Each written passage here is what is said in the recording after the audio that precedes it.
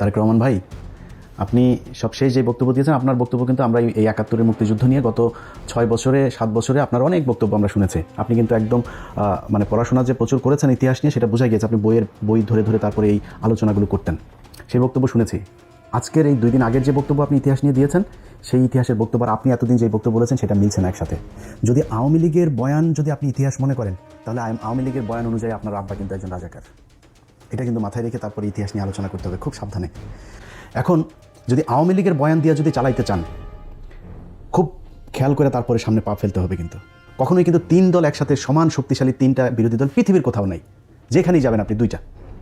এখন বাংলাদেশে 2টা শক্তিশালী রাজনৈতিক দল আছে, একটা বিএনপি, একটা জামাত।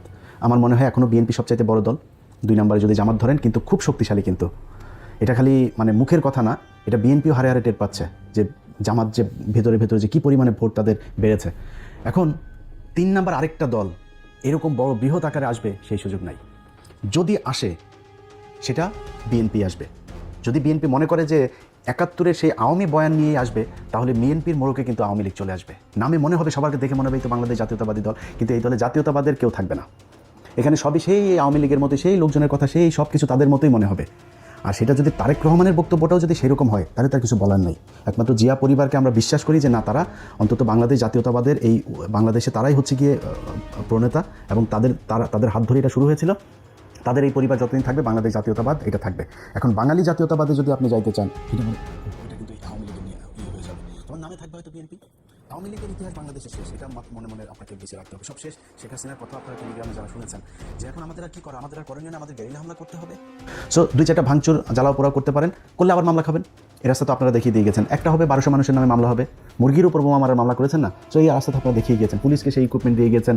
আড়িপাতা দিয়ে এখন স্বরাষ্ট্র উপদেষ্টা সরাসরি বলে আড়িপাতা হবে। আপনারা এগুলো করে খুব বেশি সুযোগ সুবিধা নিতে পারবেন না। সো বিএনপি, জামাতের জায়গায় থাকবে। জামাত যেহেতু উঠে গিয়েছে, জামাত এখান থেকে উপরে উঠবে, নিচে নামবে না। তো এখন আপনারা কারা থাকবেন? বাংলাদেশ জাতীয়তাবাদ থাকবেন না বাঙালি জাতীয়তাবাদ থাকবেন? সেটা হচ্ছে আপনাদেরকে ডিসাইড করতে হবে। যাই হোক, বিএনপিকে খুব বেশি নসিহত করতে চাই না, বিএনপির নিজস্ব ব্যাপার। বিএনপিকে নিয়ে কথা বললে আবার বিএনপি আর আমাদের জামাত বানায় দিবে, যেখানে ভাই আপনাদেরকে অবমূল্যায়ন করে ছোটো করে কথা বলার মতো সুযোগ নেই। অনেকে বিশাল গ্যাঞ্জাম বাঁধাইতে চাচ্ছে আমাদের আর বিএনপির মাঝখানে, আমরা দিয়ে সেটা পারবেন না। কারণ হচ্ছে কি, কারণ এই বিএনপি তো গত 15 বছরে তারা জীবন দিয়েছে, তাদের পার্টির লোক গুম হয়েছে, তারা জেলে ছিল। এই পুরো দলটারে একদম যা মনে চায় তাই বলবেন, এটা বলা আমার এত দুঃসাহস হয় না, যে কারণে খুব বেশি বোঝাইলাম না। বাট সামনের দিনগুলোতে খুব সাবধানে পা চলতে হবে।